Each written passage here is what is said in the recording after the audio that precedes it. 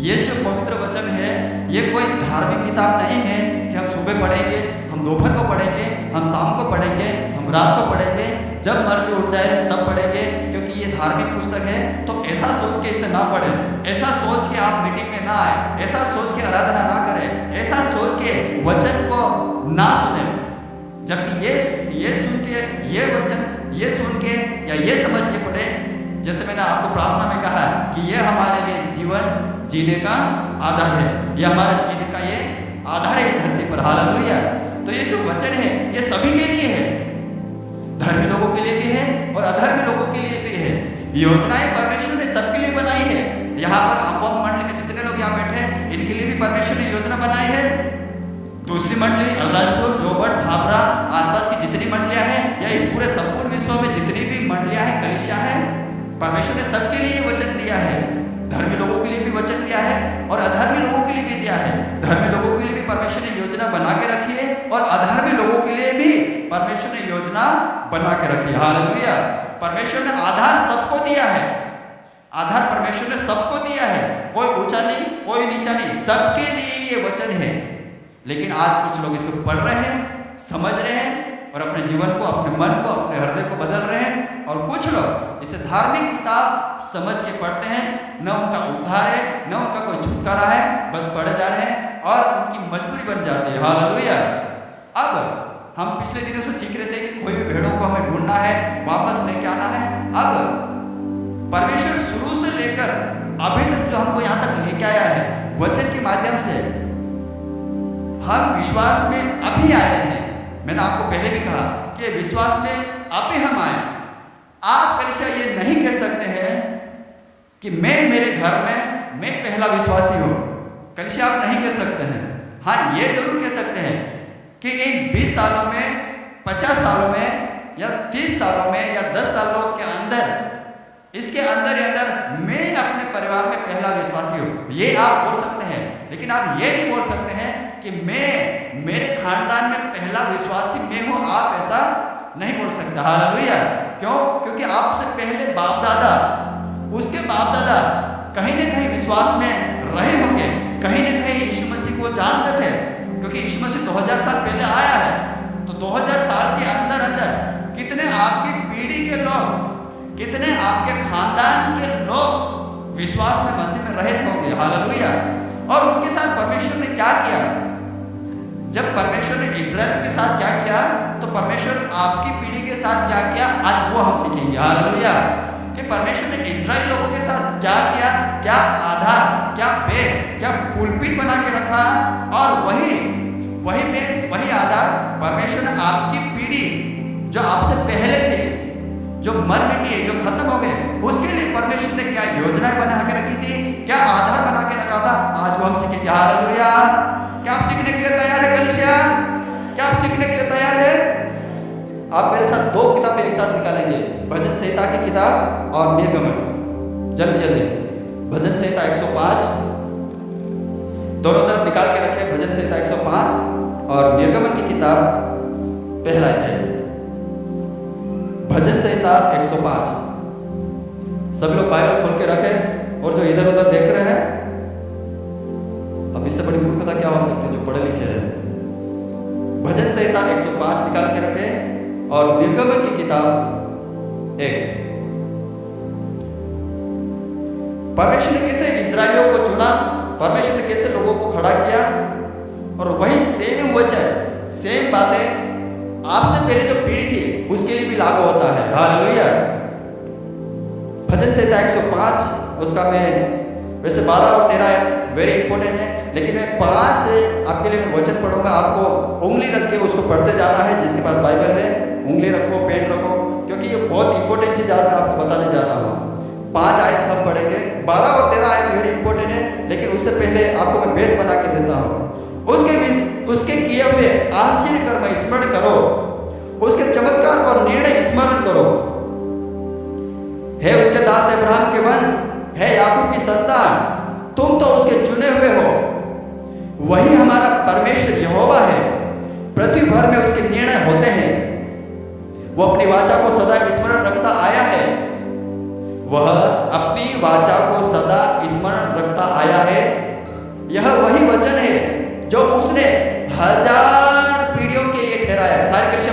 पीढ़ियों के लिए, 1000 पीढ़ियों के लिए, आप राग ले सकते हो, 1000 पीढ़ियों के लिए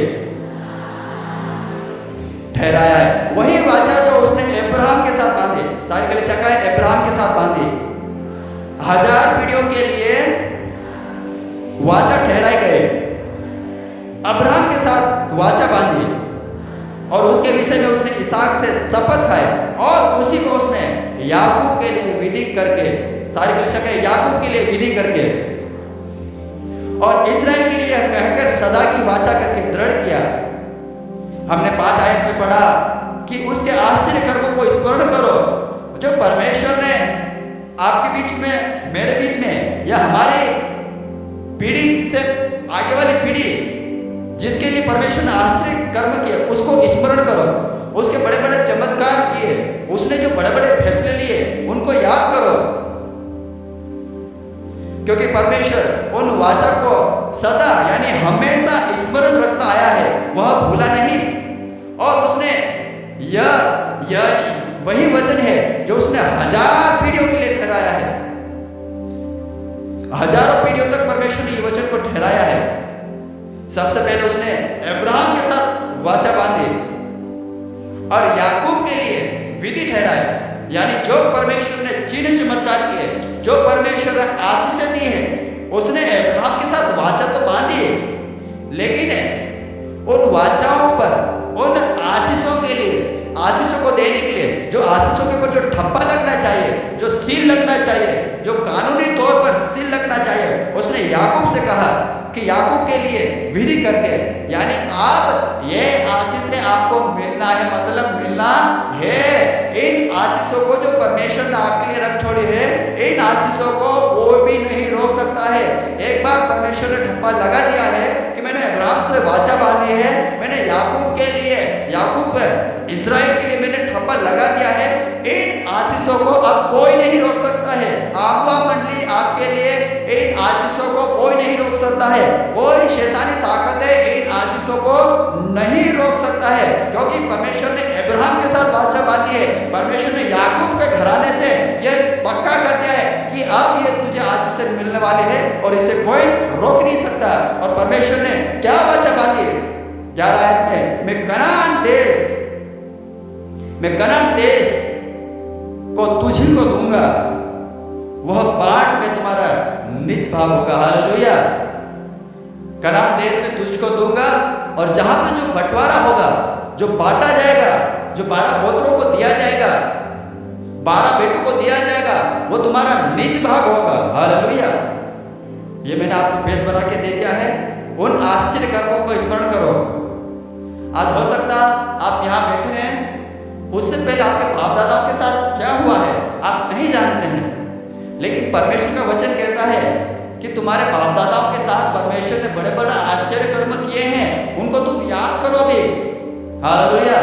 उसने अब्राहम के साथ वाचा बांधी है और याकूब के साथ विधि यानी कानून बना दिया है कि अभी आशीषें मिलेगी और मैं तुमको कनान देश दूंगा। अब वचन आ रहा है वो इंपॉर्टेंट है। 12 और 13 आयत में लिखा है, पढ़े जल्दी से।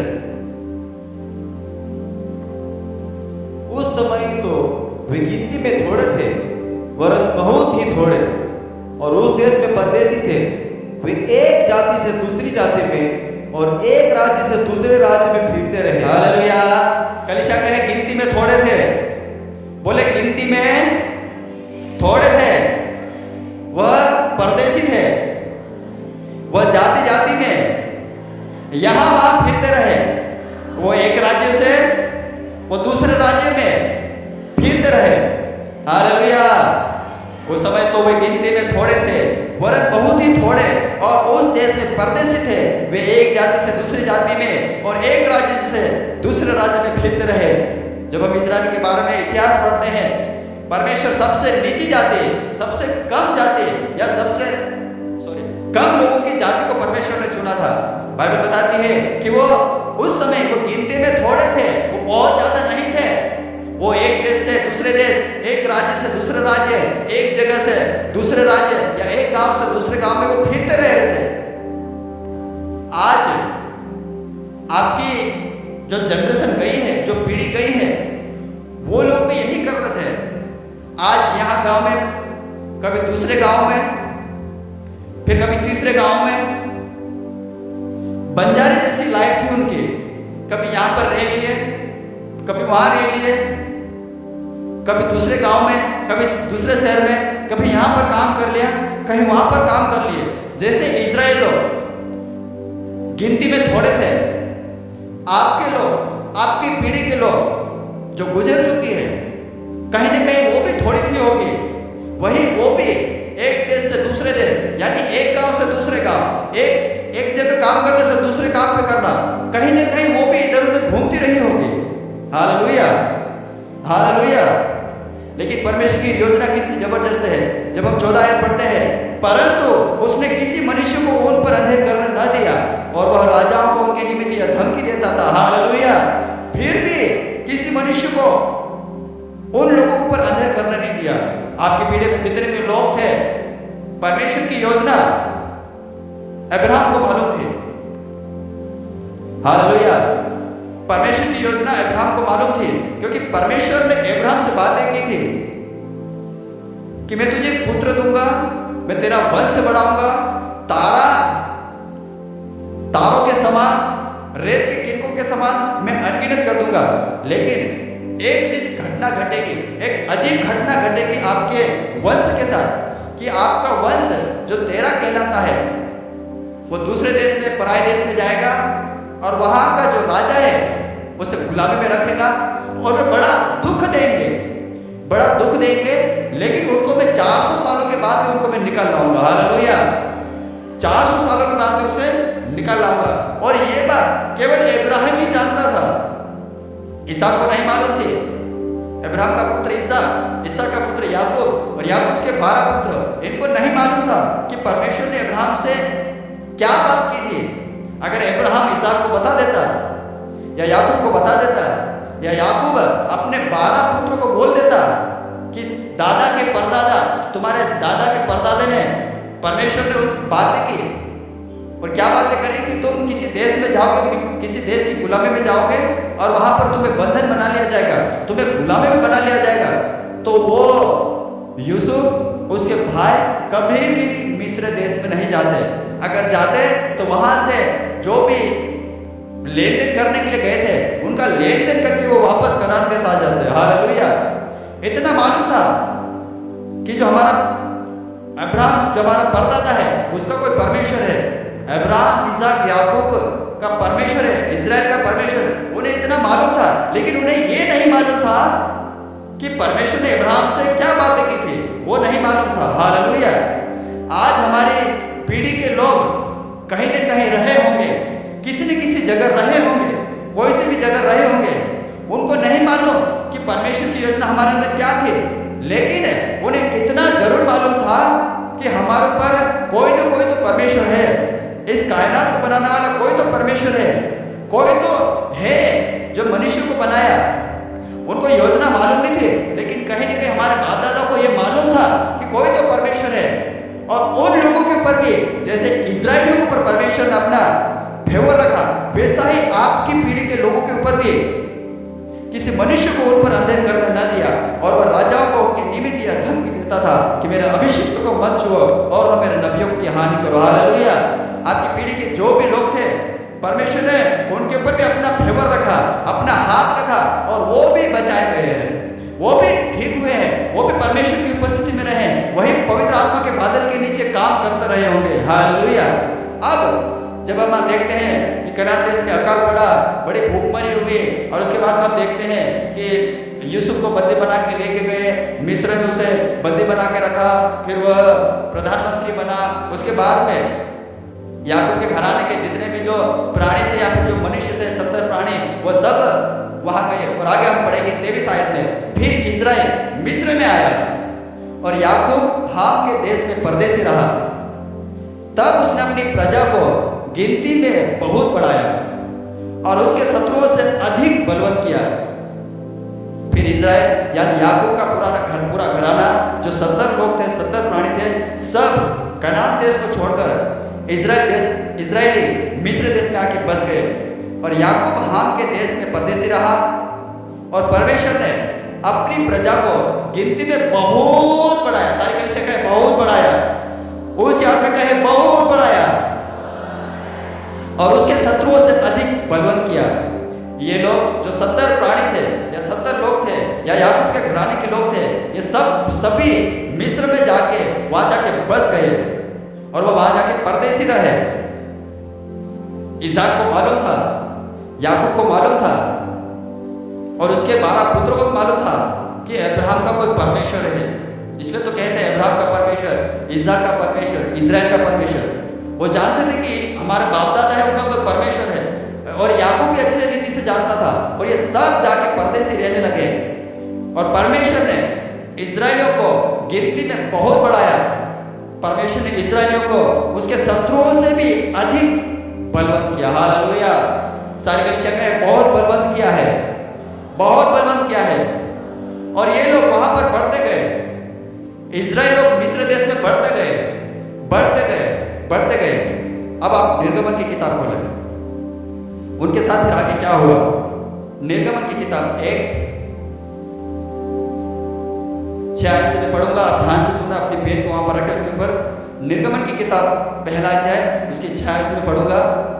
फिर क्या हुआ कि जैसे जैसे वहां पर इजराइल लोग बढ़ने लगे, उनकी संख्या बढ़ने लगी, फिर बाद में क्या हुआ, यूसुफ 6 में यूसुफ और उसके सब भाई और उस पीढ़ी के सब लोग मर मिटे, क्योंकि समय बढ़ता जा रहा था, एक पीढ़ी आ रही थी, बढ़ती जा रही थी, बढ़ती जा रही थी। तो उस समय क्या हुआ, यूसुफ और उसके सभी भाई और उस पीढ़ी के सब लोग मर मिटे, सब कोई खत्म हो गया। यूसुफ बुजुर्ग अवस्था में होके मर गया होगा, उनके जितने भाई थे वो भी बुजुर्ग अवस्था में मर गए होंगे, और दूसरे लोग और भी थे होंगे, वो सब मर गए। लेकिन एक बड़ी बात यहाँ पर 7 आयत में लिखी है, परंतु इजराइल की संतान फूलने फलने लगी और वे लोग अत्यंत सामर्थी बनते चले गए और इतना अधिक बढ़ गए कि सारा देश उनसे भर गया। सारी कलीसिया का है, सारा देश उनसे भर गया, वह अत्यंत सामर्थी बनते गए, वह फूलने लगे, वह फलने लगे। हालेलुया। यूसुफ और उनका घराने के जितने भी लोग थे, उस समय की पीढ़ी के लोग थे, सब कुछ मर मिटे, सब कुछ खत्म हो गया। लेकिन इजराइल की जो आने वाली पीढ़ी थी वो बढ़ती गए, वो फूलने लगे, वो फलने लगे, वो बड़े सामर्थ्य होते गए, और आगे लिखा है कि वो देश में भर गए। आपके आने से पहले जो आपकी पीढ़ी आए, चाहे वो दादा की हो, परदादा की हो या उससे पहले की पीढ़ी हो, परमेश्वर ने उनको कहीं न कहीं उनको सेट करके रखा है, उनको बसाया है, उनको कहीं न कहीं बसाया है कि तुम अब यहीं रहो।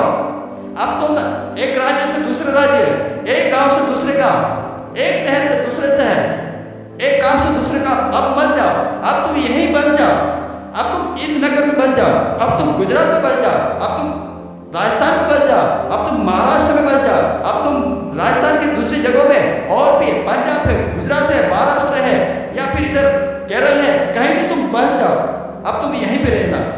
और बाइबल बताती है इजराइल के विषय में कि वो फूलने लगे, फलने लगे और वो आशीषित होने लगे और सामर्थ्य में हर एक चीजों में वो बढ़ते चले गए। हालेलुया। लेकिन परमेश्वर ने अब्राहम से एक वाचा बांधी थी। परमेश्वर ने कहा था कि तुम्हारे संतान, तुम्हारा वंश गुलामी में जाएंगे और बहुत दुख देंगे, वहां के लोग बहुत दुख देंगे, लेकिन मैं 400 सालों के बाद मैं तुम्हें निकाल लाऊंगा, मैं उस जगह में से निकाल लाऊंगा। अब क्या हुआ, यूसुफ की जितनी भी पीढ़ी थी खत्म हो गई। लेकिन बाइबल आगे बताती है कि यूसुफ के बाद भी लोग, इजराइल लोग मिस्र देश में फूलने लगे, फलने लगे, आशीषित होने लगे और सामर्थ्य हो गए। अब परमेश्वर को क्या लगा, परमेश्वर को ये लगा कि ये लोग मुझे पुकार नहीं रहे हैं, इन लोगों को मालूम तो नहीं है मेरी योजना के बारे में, लेकिन उनको इतना मालूम है कि हमारे बाप दादाओं का परमेश्वर है, वो अब्राहम का परमेश्वर, इसहाक का परमेश्वर, याकूब का परमेश्वर है, और वो हमारा भी परमेश्वर है। वो अपनी आशीषों में, अपनी चीजों में इतने खो गए कि वो परमेश्वर के नाम को भूलने लगे। हालेलुया। परमेश्वर के नाम को भूलने लगे। अब वो परमेश्वर याद नहीं आ रहा था, क्योंकि खाने को सब मिल रहा है, जैसा आज हमारे साथ होता है कि हमारे पास जब सब कुछ होता है, कौन याद करता परमेश्वर? कौन परमेश्वर भाई? कौन यीशु मसीह? कौन पवित्र आत्मा? कौन पादरी साहब? कहानी कलीसिया? जैसे पतरस झूठ बोलता था, वैसा वैसा कई लोग बोलते हैं, कौन पास्टर, कौन परमेश्वर, मैं नहीं जानता। हालेलुया। और ये लोग भी ऐसा ही करने लगे, फूलने लगे, फलने लगे, क्योंकि उनको अपनी योजना नहीं मालूम था। उनको इतना जरूर मालूम था कि परमेश्वर है, हमारे बाप दादाओं का परमेश्वर है, यहोवा परमेश्वर है, उनको ये मालूम था, लेकिन योजना नहीं मालूम थी, क्योंकि योजना परमेश्वर ने अब्राहम को ही बताई थी, और अब्राहम ने अपने बेटों पोतों को नहीं बताई थी। अगर वो बता देता, अब्राहम उनके बेटे इसाक को, इसाक अपने बेटे याकूब को, याकूब अपने 12 पुत्रों को अगर बता देता, तो इजराइल कभी भी मिस्र देश में नहीं जाता, लेन देन करके वो वापस कनान देश आ जाता। हालेलुया। लेकिन क्या हुआ, वो फूलने लगे, फलने लगे। अब हम वापस भजन संहिता में आते हैं। भजन संहिता उसी का 25 आगे पढ़ेंगे। 105 का 25 में लिखा है, उसने मिस्रियों के मन को ऐसा फेर दिया कि वे उसकी प्रजा से बैर रखने और उसके दासों से छल करने लगे। हालेलुया। जब आपकी पीढ़ी के लोग, आपसे उससे आगे की पीढ़ी के लोग, उनको मालूम नहीं थी कि परमेश्वर की योजना क्या है, लेकिन वो इतना तो जरूर जानते थे कि कोई इस सृष्टि को, इस पृथ्वी को, इस धरती को बनाने वाला कोई परमेश्वर है, कोई ईश्वर है, इस मानव जाति को बनाने वाला कोई तो ईश्वर है। वो जानते जरूर थे, लेकिन वो परमेश्वर की योजना नहीं जानते थे होंगे। हालेलुया।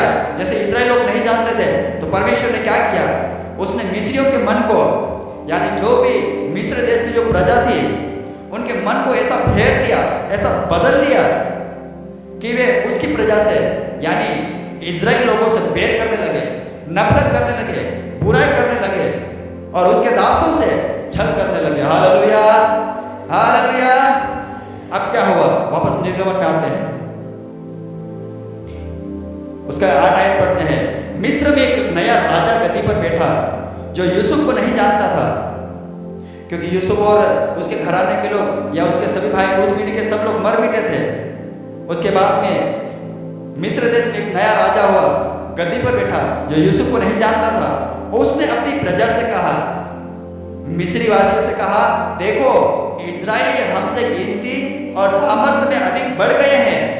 अब 10 आयत पर बड़ा ध्यान रखें। इसलिए आओ हम उनके साथ बुद्धिमान से बर्ताव करें, कहीं ऐसा न हो कि जब वे बहुत बढ़ जाए और यदि संग्राम का समय आ पड़े, जब युद्ध लड़ने का समय आ जाए, जब लड़ाई करने का समय आ जाए, तो हमारे बैरियों से मिलकर हमसे लड़े और इस देश से निकल जाए। हालेलुया।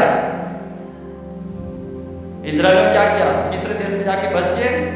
योजना उनको मालूम नहीं थी, बस परमेश्वर याकूब अब्राहम का परमेश्वर है इतना मालूम था, और वहां पर परमेश्वर उनको फूलने दिया, फलने दिया। लेकिन बाद में जब पता चला कि ये तो मुझे मेरी वर्शिप नहीं कर रहे, आराधना नहीं कर रहे, ये मुझे पुकार नहीं रहे, ये मुझे पहला स्थान नहीं दे रहे, और इनको गुलाम में से छुड़ाने के लिए 400 साल नजदीक आ गए हैं। अगर मैं इनको 400 साल के अंदर में नहीं निकाला, तो जो मैंने अब्राहम से जो वाचा बांधी थी वह तो फेल हो जाएगी, और इतिहास में ये लिख दिया जाएगा कि परमेश्वर ने अपनी प्रजा को नहीं निकाला। तो परमेश्वर ने क्या किया, मिस्रियों के मन को बदल दिया, उनको बैर करने लगे, इजराइल लोगों से बैर करने लगे, परमेश्वर की प्रजा से नफरत करने लगे।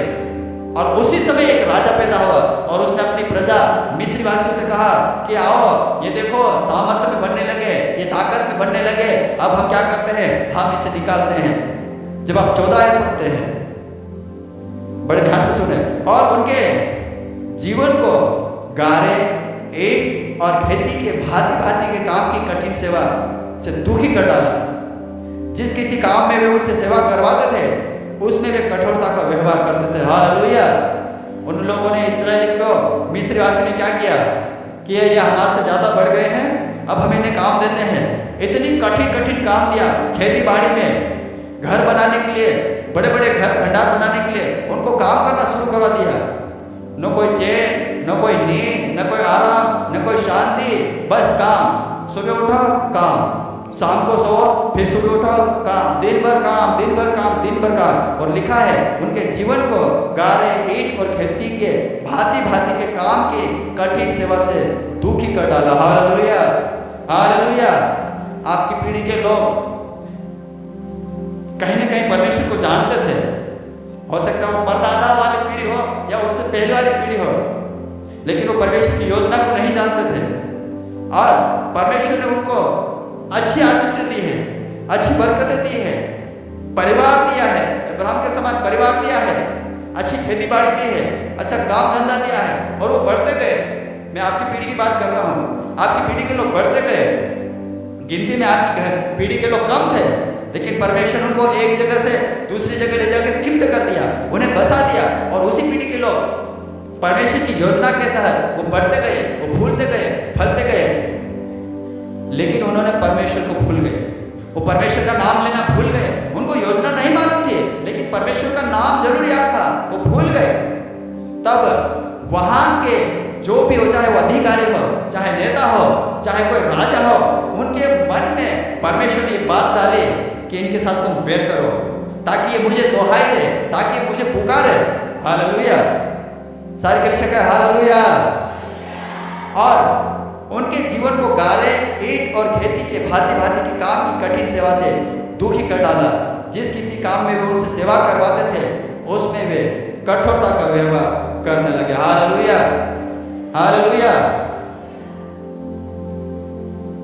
निर्गमन 2 का जब हम 23 और 25 पढ़ते हैं, 23 से लेकर हम 25 पढ़ते हैं, निर्गमन की किताब 2, उसका जब हम आगे पढ़ते हैं 23 आयत में, बहुत दिनों के बीतने पर मिस्र का राजा मर गया। जिस राजा ने कहा था, अपनी प्रजा मिस्री वासियों से कहा था कि इनको दुख देना है, इनको परेशान करना है, तो वो राजा भी मर गया। जिस राजा ने कहा था, वो भी अपने शासन काल में वो भी मर गया। फिर क्या हुआ? इस्राएल कठिन सेवा के कारण लंबी लंबी सांस लेकर आहें भरने लगे और पुकार उठे। सभी कहे लंबी लंबी, सभी कलीसिया कहे लंबी लंबी सांस लेकर आहें भरने लगे और पुकार उठे, और उनकी दोहाई जो कठिन सेवा के कारण हुई, वह परमेश्वर तक पहुंची। हालेलुया। उन्होंने आहें भरने लगे, आंसू बहा बहा के रोने लगे और परमेश्वर को दोहाई दी, वो पुकार उठे। 24 आयत में लिखा है, परमेश्वर ने उनकी कराहना सुनकर अपनी वाचा को जो उसने अब्राहम, इसाक और याकूब के साथ बांधी थी स्मरण किया। 25 आयत में, और परमेश्वर ने इस्राएलियों पर दृष्टि करके उन पर चित्त लगाया। हालेलुया।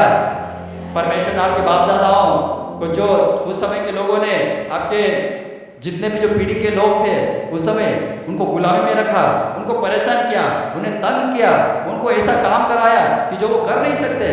लेकिन उन लोगों ने परमेश्वर को पुकारा, उन्होंने यीशु मसीह को पुकारा कि कोई तो है इस धरती को बनाने वाला, कोई तो परमेश्वर होगा, कोई तो ईश्वर होगा, कोई तो होगा ईश्वर जो मनुष्य जाति को इस धरती पर बनाया, इस पूरे कायनात को, इस पूरी दुनिया, इस संसार को बनाया। कोई तो परमेश्वर, कोई तो ईश्वर होगा। और वो इस रीति से दोहाई देने लगे। हालेलुया।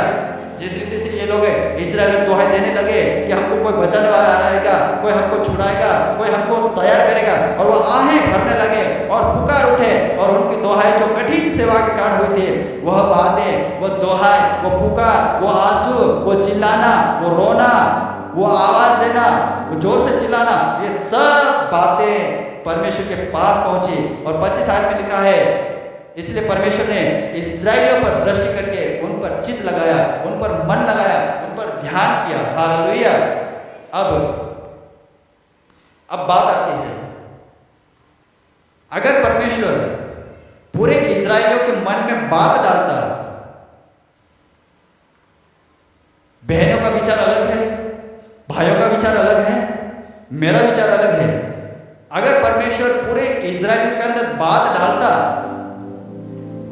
कि परमेश्वर ने सपने में मेरे से बात करी, क्या बात करी? कि इस फलाने दिन हमको मिस्र देश से बाहर निकलना है। ठीक है, एक भाई ने बोला। फिर एक बहन दूसरे दिन आके बोले कि परमेश्वर ने मेरे से भी बात करी। क्या बात करी? कि परमेश्वर मुझे दर्शन में आके कहा कि फलाने दिन हमको मिस्र की गुलामी में से निकलना है। अच्छी बात है। बाइबल बताती है कि 6 लाख पुरुष वहां से निकले, यानी स्त्रियां भी थी, यानी बच्चे भी थे, यानी लगभग 20 से 25 लाख लोग थे। अगर 25 लाख लोगों में परमेश्वर विचारों को डालता तो वो लोग निकल तो जाते हैं कि हाँ, परमेश्वर मुझसे भी बातें की। एक भाई बोल रहा मुझसे बातें करी, एक बहन, एक माता, एक बच्चा, एक जवान लड़का लड़की बोल रहा है कि परमेश्वर ने मुझसे भी बातें करी, और वो लोग वहां से निकल तो जाते, मिस्र की गुलामी से निकल तो जाते, लेकिन वो आगे जाके फिर लड़ा पड़ता, वो लड़ाई हो जाती। फिर एक भाई बोलता कि परमेश्वर ने मुझसे दर्शन में आके कहा कि तू अपना घराना अलग कर ले, अब लाल समंदर पार हो गए हैं, अब तू परमेश्वर मुझसे बात की है, तू अपना घराना अलग कर। लेवी गोत्र कहता कि परमेश्वर ने मुझसे भी बातें की, मेरे गोत्र से भी बातें करी कि तू भी अपना घराना अलग कर ले। और जितने भी जो 12 गोत्र थे, जब वो वहां से निकलते हैं, सोचो उनके विचार कितने बट जाते हैं। एक बोलता कि परमेश्वर ने मेरे को कहा कि यहां पर बसने के लिए, तो वहीं बस जाता। एक बोलता कि मुझे परमेश्वर ने उस इंसान से, उस राजा से लड़ने के लिए कहा, तो उससे लड़ने लग जाता। तो परमेश्वर ने क्या किया? परमेश्वर ने आज भी विश्वासियों के ऊपर किसी न किसी को ठहराया है। परमेश्वर ने आज भी कलीसिया के ऊपर, लोगों के ऊपर किसी न किसी को ठहराया है। अब आता हूं वापस भजन संहिता 105, जैसे 25 में लिखा है, मिस्रियों के मन को ऐसा फेर दिया कि वे उसकी प्रजा से बैर रखने लगे और उनके दासों से वो छल करने लगे। और हमने इधर देखा कि मिस्री लोगों ने और राजाओं ने इजराइल से कठिन सेवा के कारण वो लंबी लंबी सांसें लेकर आहें भरने लगे, और वो पुकार उठे और वो दोहाई देने लगे कि कोई तो हमें बचाओ, कोई तो हमें बचाओ, कोई तो हमको इस गुलाम में से निकालो, कोई तो हमें यहाँ से इस मजदूरी में से निकालो, कोई तो हमें इस कीचड़ में से निकालो, कोई तो हमें इस बीमारी में से निकालो, कोई तो हमको इस रात के नीचे से निकालो, कोई तो हमें इस गरीबी में से हमको बाहर निकालो, कोई तो हमें इस गुलाम में से बाहर निकालो, कोई तो हमें इस शैतान की बंदगी वो बंद करके गुलाम बना के रखा, उसमें से हमको निकालो, कोई तो कह रहा है। और इतने सारे लोग चिल्ला उठे। जैसे आज हम बोलते हैं कि परमेश्वर, जब आप परमेश्वर को नहीं भी जानते थे, तब आप दुनिया में घूमते गए, कभी इस बाबा के पास, कभी इस बाबा के पास, कभी उस इंसान के पास, कभी यहाँ पर, कभी इस डॉक्टर के पास, कभी उसके पास गए। जब आपको कहीं पे भी आराम नहीं मिला, कहीं भी चैन नहीं मिला, कहीं भी चंगाई नहीं मिली, कहीं भी छुटकारा नहीं मिला, आप परमेश्वर को पुकारने लगे। परमेश्वर को आप जानते नहीं थे, लेकिन परमेश्वर को आप ये कह के पुकारने लगे। जैसे मेरे पिताजी की गवाही है, वो परमेश्वर को नहीं जानते थे, लेकिन उनकी गवाही ये थी, वो ये खाट पे लेटे लेटे ये चिल्ला रहे थे, अरे कोई तो परमेश्वर होगा जो इस धरती को बनाया, जिसने मानव जाति को बनाया, और कोई तो होगा, कोई तो होगा। अगर आके या फिर वो मुझे अगर बचा लेगा तो मैं उसी की सेवा करूंगा। और आज इसी कारण तो ये कलीसिया खड़ी है आज। हालेलुया। आप जब मसीह में नहीं थे, जब आप परमेश्वर को नहीं जानते थे, बस आप कहीं दुनिया में घूम रहे थे, कभी यहाँ छुटकारा मिल जाएगा करके घूम रहे, कहीं यहाँ पर मिल जाएगा, आपको कहीं भी चैन नहीं मिला। फिर आप दोहाई देने लगे, तब आप चिल्लाने लगे, तब आप आहें भर भर के रोने लगे, आप परमेश्वर को पुकार उठे, आप ईश्वर को पुकार उठे। आप नहीं जानते थे, फिर भी पुकार उठे, हे भगवान, एनी धरती का जो बनाने वालो, एना मानव जाति का जे, एनो मानस का जो बनाने वालो, तू कहलुक ते भगवान हसे, कहलुक ते परमेश्वर हसे, कहलुक ते तू ईश्वर हसे, तू में से का जे वाचाले, तू में से का जे वाचाले। हालेलुया। अगर परमेश्वर डायरेक्ट भी तुमको चंगा कर देता, डायरेक्ट भी तुमको चंगा कर देता, तब भी तुम्हारा विश्वास नहीं होता। तुम इतना चिल्लाए, तुम इतना गिड़गिड़ाए, तुमने इतना परमेश्वर से या ईश्वर से जिसको तुम नहीं जानते उनसे दोहाई दी, और परमेश्वर अगर ऊपर से तुम्हें अगर आशीषित कर देता, तुम्हारी बीमारी ठीक हो जाती, तुम्हें चंगाई मिल जाती, फिर भी तुम्हारा विश्वास उस परमेश्वर के ऊपर नहीं होता। इसलिए परमेश्वर ने आपके लिए क्या चीजें ठहराई है। 105 उसके 26 में हम पढ़ते हैं, उसने जब ये सब चीजें हो रही थी, जब ये लोग दोहाई दे रहे थे, ये गुलामी से छूटना चाह रहे थे, लेकिन परमेश्वर ने एक काम किया, इस्राएल लोगों के लिए काम किया और आपके लिए भी काम किया। उसने अपने 26 आयत में उसने अपने दास मूसा को और अपने चुने हुए हारून को भेजा। उसने अपने दास मूसा को और अपने चुने हुए हारून को भेजा। आपसे जो पहले पीढ़ी थी, जैसे यूसुफ की पीढ़ी थी, वो मर मिटी, वो खत्म हो गए, लेकिन फिर भी आपकी पीढ़ी के लोग फूलने लगे, फलने लगे, सामर्थ्य हो गए, अच्छा वर्चस्व हो गया, लेकिन वो परमेश्वर को भूल गए। जब उनके ऊपर बीती, जब उनको गुलामी में बना के रखा, आपको याद होगा पता हमारा भारत देश कब आजाद हुआ? किसको मालूम है? जल्दी बताए। 1947 में। उससे पहले 1808 या 19 या उस समय से लेकर हमारा भारत देश अंग्रेजों की गुलामी में था। आपको याद है? 1947 में हमारा भारत देश अंग्रेजों की गोरे लोग जो थे, जो भारत देश पर राजस्व कर रहे थे, राज्य बना के रखा था, उन लोगों ने भारत देश पे यहाँ के लोगों को गुलाम बना के रखा था। हालेलुया। यहाँ पर गुलाम बना के रखा था। 1947 के बाद हमारा भारत देश आजाद हुआ। और जब 1947 से बाद जब भारत देश आजाद हुआ, तब भी सरकार ने तो घोषित कर दिया कि भारत देश अब 15 अगस्त 1947 को आजाद हो गया। सरकार ने घोषित कर दिया। लेकिन जो गांव के मुखिया है, गांव के पटेल है, उस समय की बात कर रहा हूं मैं, गांव के सरपंच है, गांव का जिसका रुतबा बढ़ा हुआ है, उन लोगों ने अपने नियम नहीं बदले। आज भी तुम नीचे बैठते थे, अभी भी तुम नीचे बैठोगे। हम कुर्सी पे बैठेंगे, हम खाट पे बैठेंगे, और आज भी तुम नीचे बैठोगे। वो कब तक चला? वो कई सालों तक चला। वो 1947 में तो आजाद हो गया था, लेकिन 50 तक भी चला, 60 तक, 1970 तक भी चला, 1980 तक भी चला, 1990 तक भी चला, यहाँ तक कि जब तक नई जनरेशन नहीं आई, 2000 तक नई जनरेशन, नई युग के लोग, नई पीढ़ी के लोग नहीं आए, तब तक वो व्यवस्था 1990, 99, 2000 सन 2000 तक वो चलता रहा। आज भी कई गांव में है ये चीजें। पोटलाई काय नेचा फोटो साइड में नेचा फोटो पोटलाई खटती आपको सरपंच फटाफट। हम इज्जत करते हैं, हम रिस्पेक्ट करते हैं, अच्छी बात है। लेकिन आप अपने घर में आप मुखिया हो, आप कैसे नीचे बैठ सकते हो उसके सामने? और ये व्यवस्था तब से चली आ रही थी, तब से। यहाँ पर लिखा है कि इजराइल गुलामी में गए और परमेश्वर चाहता था कि इन प्रजा को बाहर निकालना। अगर मैं ये दोहाई तो दे रहे हैं, अगर मैं अपने दास मूसा को खड़ा नहीं करूंगा, चुने हुए दास हारून को अगर खड़ा नहीं करूंगा और उनके मनों को बदल दूंगा, तो ये निकल तो आएंगे, लेकिन ये रास्ते में आके फिर मेरे से बहस करेंगे, जैसे उन्होंने किया। उनके विचार अलग अलग हो जाते हैं और वो कहते हैं नहीं, मेरे को परमेश्वर ने ऐसा कहा कि मुझे यहाँ बसना है, मुझे फलाने राजा से लड़ना है, और वो इस तरह से लड़ाई करते हैं। इसीलिए परमेश्वर ने मूसा को और उसके भाई हारून को खड़ा किया। Hallelujah, hallelujah.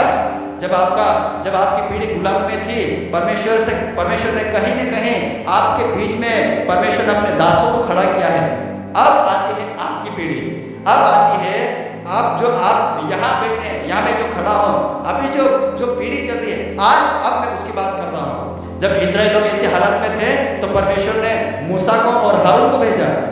जब आप ऐसे हालात में थे, जब आप किसी न किसी की गुलामी में थे, शैतान की गुलामी में थे, बीमारी की गुलामी में थे, कर्जे, श्राप, बांझपन, डिप्रेशन, बेरोजगारी, भूखमरी, गरीबी, मरी, जब आप ऐसी चीजों में थे, आपको कहीं से भी छुटकारा नहीं मिल रहा था, आपने दोहाई दी, इस धरती को बनाने वाला कोई तो होगा, मुझे तू छुड़ा ले, तू मुझे छुटकारा दे।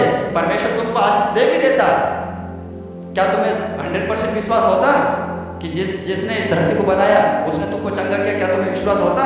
तुम तो कहते हैं तो मैं वारो है कि मैं वारो खा दो, मैं बाहर हुए तो वारो है। इसीलिए परमेश्वर ने कलीसियाओं के ऊपर दासों को ठहराया है, इसलिए परमेश्वर ने भविष्यवक्ताओं को ठहराया है, इसलिए परमेश्वर ने प्रेरितों को ठहराया है, इसलिए परमेश्वर ने सिखाने वालों को ठहराया है, इसलिए परमेश्वर ने चरवाहों को ठहराया है, इसलिए परमेश्वर ने अगुओं को ठहराया है, इसलिए परमेश्वर ने सिखाने वालों को ठहराया है। हालेलुया। और जब आप देखते हैं, जब परमेश्वर ने मूसा को खड़ा किया, जब परमेश्वर ने हारून को खड़ा किया, उसके बाद क्या हुआ? जब आपके बीच में, जब आप ऐसी हालत में थे, आप परमेश्वर को पुकारा, परमेश्वर ने आपकी प्रार्थना तो सुनी, लेकिन उसका उत्तर उस समय नहीं दिया। फिर भी आप यहाँ वहाँ ढूंढते रहे, और जब आपको मालूम हुआ कि फलाने जगह मीटिंग चलती है, फलाने जगह कोई पादरी साहब है, कोई डावर साहब है, कोई फादर है, कोई पास्टर है, वो मीटिंग चलाता है, वो दुआ करता है, तो लोग अच्छे हो जाते हैं। तुमको मालूम ही नहीं था कि क्या होता हुआ, लेकिन तुम आए, तुम आए, तुम्हारे लिए परमेश्वर ने दास को खड़ा किया, जैसे इस्राएल लोगों के लिए परमेश्वर ने मूसा को खड़ा किया, हारून को खड़ा किया, वैसा परमेश्वर ने तुम्हारे लिए दास को खड़ा किया। हालेलुया। फिर क्या हुआ? जब मूसा आया और हारून आया, तब परमेश्वर उन लोगों के साथ में क्या किया? 27 आयत में पढ़ते हैं, उन्होंने उनके बीच उसकी ओर से भांति भांति के चिन्ह और हाम के देश में चमत्कार दिखाए। उसने अंधकार कर दिया मिस्र देश में और अंधियारा हो गया, और उन्होंने उसकी बात को न टाला।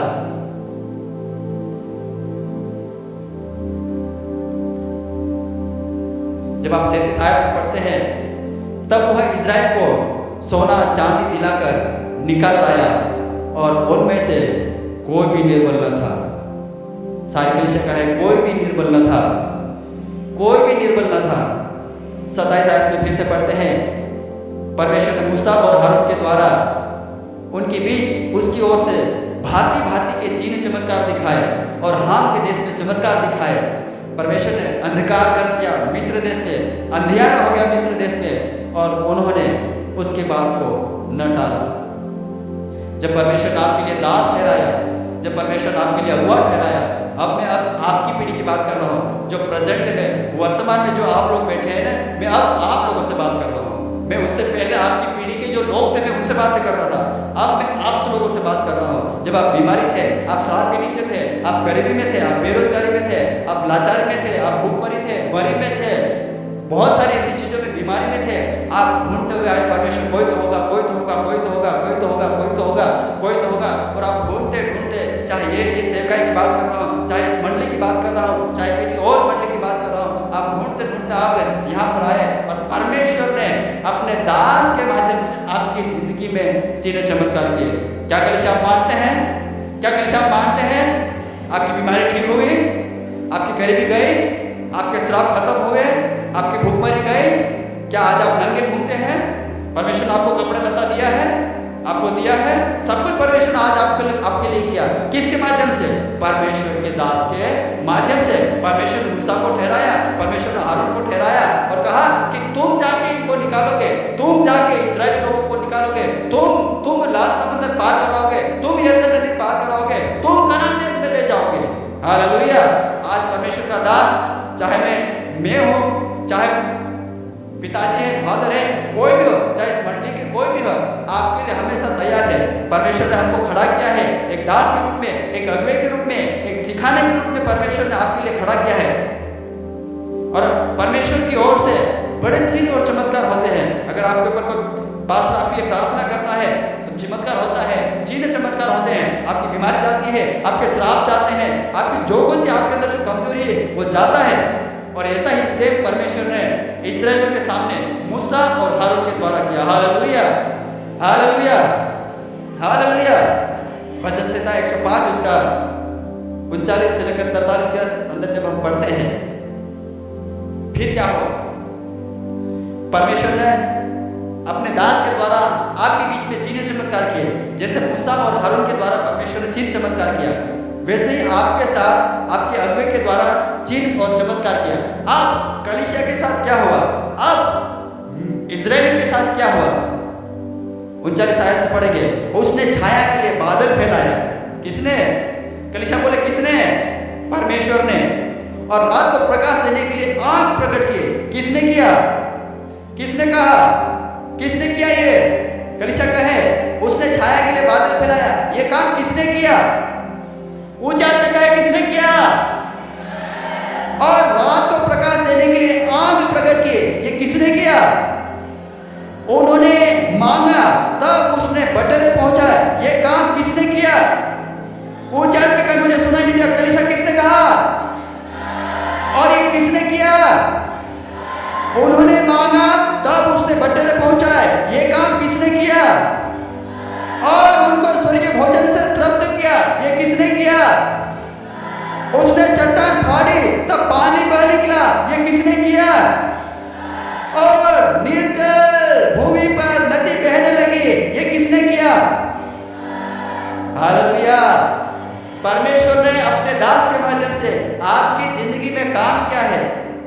मैं ये नहीं बोल रहा कि परमेश्वर ने कुछ घर बना दिया, लेकिन जब आप परमेश्वर में एक मन थे, परमेश्वर के साथ अड़े रहे, खड़े रहे, परमेश्वर के दास ने जो जो भविष्यवाणियां आपके लिए की, आपने उन भविष्यवाणियों को एक्सेप्ट किया, उसको लिया और जाकर काम करना शुरू किया, तो बाइबल बताती है वो आपके घरों को भी बनाएगा। हालेलुया। कई लोग जब यहाँ खड़े होकर जब भविष्यवाणी की जाती है, जब घोषणाएं की जाती है, तो कई लोग चुपचाप खड़ा रहते हैं। उनको ऐसा लगता है कि ये रोज का हर संडे का काम है, ये मेरे लिए नहीं है, ये आपके फायदे की बात कर रहा हूं मैं। मूसा लाल समुद्र पास जाके ऐसे चुपचाप कहीं खड़ा नहीं रहा होगा, यरदन नदी पार करवाए वहां खड़ा नहीं रहा होगा। लोग जब इतना मूसा को परेशान कर रहे थे तो मूसा चुप नहीं रहा होगा। आज अगर आपका दास चुप है, इसका मतलब एक कलीसिया नीचे जा रही है। अगर आपका दास घोषणाएं कर रहा है, भविष्यवाणियां कर रहा है, तो उसको आपको स्वीकार करना है और अपने घराना में जाके, अपने बिजनेस में जाके, अपनी खेती बाड़ी में जाके, अपने परिवार में जाके जो भविष्यवाणियां, जो घोषणाएं की है, उसको जाके वहां पर अप्लाई करना है कि परमेश्वर ने अपने दास के माध्यम से मुझसे बातें की है। मैं जाके मैं प्रार्थना करूंगा, मैं खेत में जाऊंगा, अगर आज यहाँ पर मैं घोषणा करूंगा, परमेश्वर ने कहा मैं तेरे आगे आगे चलूंगा, ऊंची ऊंची भूमि को चौरस करूंगा, पीतल के किवाड़े को तोड़ डालूंगा, लोहे के बेड़े को टुकड़े टुकड़े करूंगा और अंधकार और गुप्त स्थान में रखा हुआ मैं तुझे धन दूंगा। अगर ये कहा तो आपको घर जाके करना होगा। परमेश्वर ने कहा कि तुम मेरी भेड़े हो, मैं तुम्हारी चरवाही करूंगा, तो तुमको घर जाके करना होगा। मैंने कहा यह घोषणा करी कि जाकर तुम्हारे खेत खलियान फूलेंगे फलेंगे और तुम आशीष से भर जाओगे, तुम्हारे खत्ते भर जाएंगे, तो तुमको खेत में जाके उसके लिए प्रार्थना करना होगा। उस बीज के लिए जो उग रहा है, उस बीज के लिए प्रार्थना करना होगा। क्या प्रार्थना करना होगा कि मेरा हमारा दास जो परमेश्वर का दास है, उसने घोषणाएं करी है कि जाके प्रार्थना करो। हम यहाँ पर आके प्रार्थना कर रहे हैं कि ये बीज अच्छा हो, ये 100 गुना फल को लेकर मैं इसके ऊपर मैं घोषणा करता हूँ। आप देखो वो बीज बढ़ेगा, वो अच्छा बीज लाएगा। तुमको इतनी सैकड़ों हजारों लाखों रुपए की दवाई छिड़कने की जरूरत नहीं है, व्यापार में झूठ बोलने की जरूरत नहीं है, काम करने जाते हो वहां पर काम से चोरी करने की जरूरत नहीं है, आप किसी ऑफिस में जाते हैं वहां पर चोरी करने की जरूरत नहीं है। आपको वहां जाके घोषणाएं करना है, वचन को लेकर घोषणाएं करना है कि परमेश्वर के दास ने बाइबल के द्वारा, परमेश्वर के वचन के द्वारा घोषणा की है, मैं घोषणा करता हूँ। हालेलुया। मूसा वहां चुप नहीं रहा, मूसा ने भी वही किया जो परमेश्वर ने उससे कहा। परमेश्वर ने कहा कि अपनी लाठी बढ़ा, मूसा ने लाठी बढ़ाई, लाल समुद्र 2 भाग हो गया। अगर परमेश्वर का दास खड़ा होकर यहाँ आपके लिए भविष्यवाणी कर रहा है, आपके लिए घोषणाएं कर रहा है, तो उन घोषणाओं को लेके जाना है और अपनी जगह, अपने खेत में, अपने परिवार में, अपने बच्चों के ऊपर जहाँ पे आप काम करते हैं वहां जाकर उसको लागू करना है कि ये हो जाए मतलब हो जाए, हो गया मतलब हो गया। हालेलुया। मूसा ने किया, आपके दास ने भी किया और उसने छाया के लिए बादल फैलाया, छाया के लिए बादल फैलाया, यानी बेचैनी में शांति परमेश्वर ने दी। प्रकाश के लिए आग प्रकट की, यानी यीशु मसीह को ज्योति बनाकर जगत में भेजा। खाने के लिए बटेरे दिए, यानी आपकी भूमि को, उपज को परमेश्वर ने बढ़ाया। प्रतिदिन खाने के लिए स्वर्गीय भोजन दिया, स्वर्ग की आशीष से स्वर्ग को खोला गया और स्वर्गीय आशीष से परमेश्वर ने आपको दी। पीने के लिए पानी दिया, पीने के लिए चट्टान फाड़ी, जहां उम्मीद नहीं थी वहां पर परमेश्वर ने आपके लिए कलीसिया उम्मीद जगह। हालेलुया। अरे ऐसे कैसे हो सकता है चट्टान से पानी निकल जाए? अरे ऐसे कैसे संभव हो सकता है? निर्जल देश में नदियां बह निकले, कैसे हो सकता है? लेकिन परमेश्वर ने मूसा से कहा कि तू जाके ये कर। परमेश्वर ने आपके दास को कहा कि जाके एक भविष्यवाणी कर, ये घोषणाएं कर। विश्वासी कलीसिया एक्सेप्ट करेगी, स्वीकार करेगी, अपने घर में जाएगी। जो बीमार बेटा है, जो बीमार बेटी है, जो लाचारी में पड़े हैं, उनके लिए तो जाके प्रार्थना कर, तो बाइबल बताती है वो उठ खड़ा होगा। हालेलुया। वो बीमार इंसान उठ खड़ा होगा। हालेलुया। और इसीलिए परमेश्वर ने अपने दासों को ठहराया, इसलिए परमेश्वर ने मूसा और हारून को ठहराया। आप अकेले नहीं चल सकते कलीसिया। आपको अगर ऐसा लग रहा है कि आप में यहाँ पर खोत हो गया, आ गया हो, आप मैं अपनी रीति से करूंगा, मैं अपनी रीति से घर में बैठ के प्रार्थना कर लूंगा, मैं अपनी रीति से यूट्यूब पे ऑनलाइन प्रचार सुन लूंगा, मैं अपनी रीति से चल लूंगा, संभव नहीं है। आपको अगुवे की जरूरत 100% पड़ेगी। आज भी हम इस कलीसिया में, हम अपने पिताजी को घर में, हम अपने पिताजी को पिताजी कहते हैं, लेकिन जब हम कलीसिया में आते हैं, जब यहाँ सेवकाई में आते हैं, तो हम हमारे पिताजी तो हैं, लेकिन साथ ही साथ इस कलीसिया के, इस मिनिस्ट्री के, इस सेवकाई के अगुवे होने के नाते इस कलीसिया में भी वो हमारे अगुवे हैं। हालेलुया। घर में पिताजी है यहाँ पर भी पिताजी, लेकिन यहाँ वो हमारे अगुवे हैं। कुछ ऐसे काम जो हम खुद करते हैं पवित्र आत्मा की अगुवाई में, लेकिन कुछ ऐसे काम जो हमको ऐसा लगता है कि ये हमसे नहीं हो पा रहा है या फिर शायद नहीं होगा या कुछ भी हो सकता है, हम पूछते हैं। क्या आप अपने पास्टर से पूछते हैं? क्या आप अपने सेवक से कहते हैं कुछ बातें? पादरी साहब ऐसी ऐसी दिक्कत है, कुछ करो, कुछ कहते हैं, या फिर आप अपनी मर्जी से चलते हैं? इजराइल लोग अपनी मर्जी से नहीं चल रहे थे, वो मूसा और हारून की अगुवाई, उसके नेतृत्व में वो लोग चल रहे थे। और यहाँ पे लिखा, जब वो लोग ऐसा कर रहे थे तो उन्होंने छाया के लिए बादल पहुंचाया, प्रकाश के लिए आग प्रकट की, खाने के लिए उन्होंने बटन पहुंचाए परमेश्वर ने, प्रतिदिन खाने के लिए स्वर्गीय भोजन दिया और पीने के लिए चट्टान को परमेश्वर ने फाड़ दिया। हालेलुया। किसके माध्यम से किया कलीसिया? क्या परमेश्वर ने डायरेक्ट किया? क्या परमेश्वर डायरेक्ट नीचे उतर आया? अरे परमेश्वर के सामने खड़े नहीं रह सकते, इतनी जबरदस्त वो आग है। परमेश्वर ने मूसा को, अगुवे को खड़ा किया, हारून को खड़ा किया, परमेश्वर ने यहाँ पर आपके लिए दासों को खड़ा किया। आप बिना दास के पूछे कुछ भी ऐसा कदम ना उठाए जिसके कारण आपके घर में श्राप आ सकता है, जिसके कारण आपकी बेटी के साथ कुछ गलत हो सकता है, बेटे के साथ कुछ गलत हो सकता है। अगर आपको ऐसा लगता है कि ये काम मैं कर सकता हूँ तो आप करें। अगर आपको ऐसा लगता है कि ये काम मुझसे नहीं हो रहा है, मैं नहीं कर पा रहा हूँ, तो आप कलीसिया में आके या फिर या पास्टर से आकर बातें करें, उनसे मिले और उनसे कहें कि ऐसी ऐसी प्रॉब्लम है, इसका सोल्यूशन हम कैसे निकालें।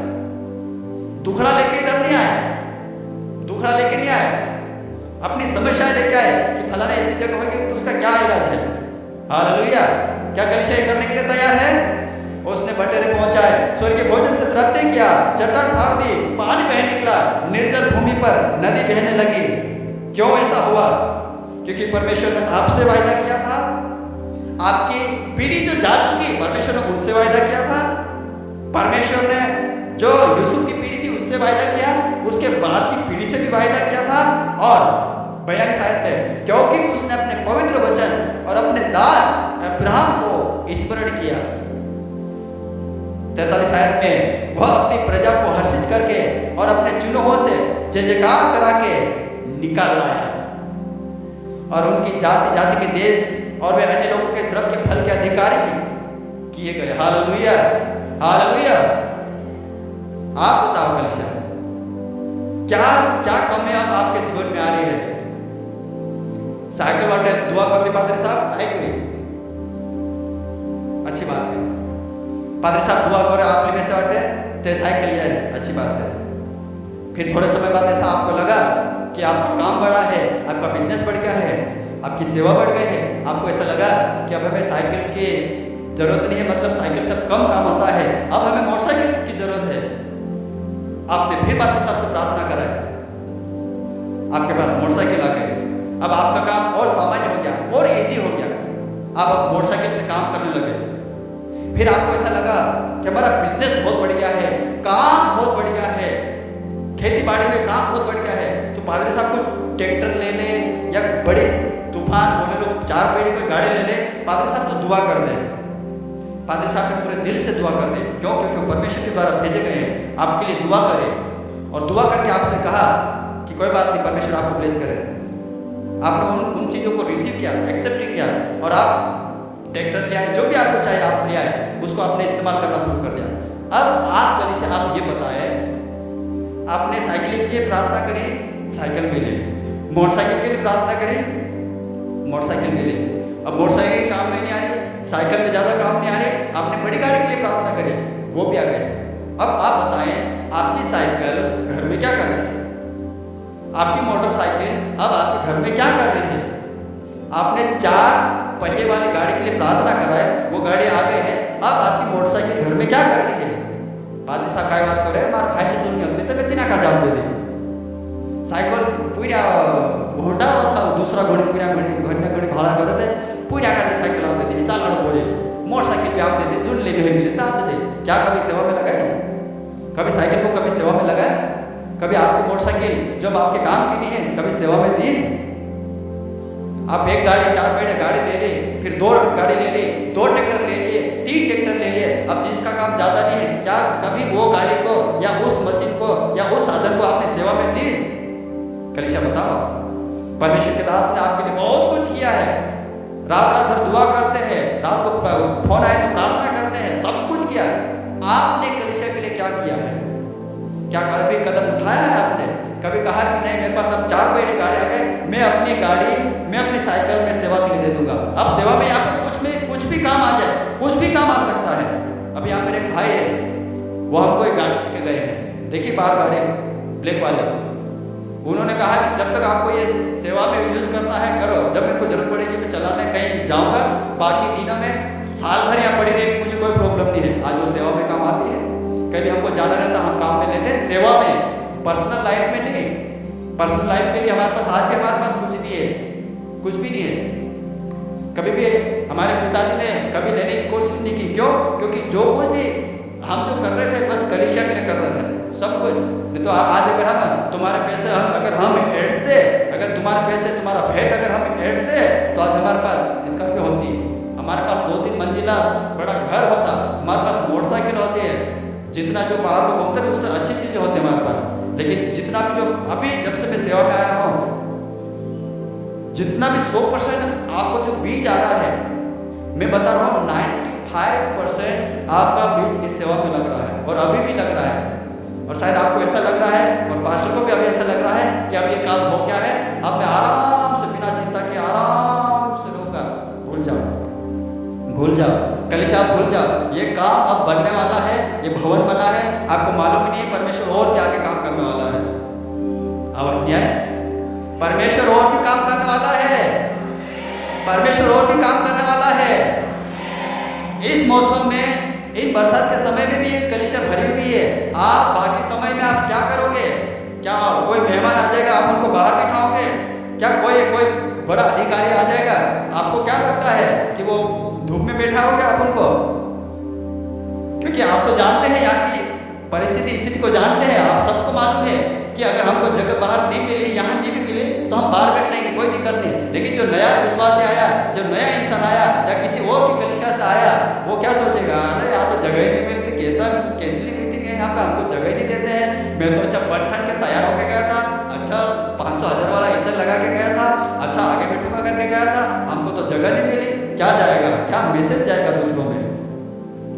तो आप ये मत सोचिए कि हम आपके भेंट को हम कहीं और कहीं मौज मस्ती में उड़ा रहे। नहीं, पैसा लग रहा है, यही लग रहा है।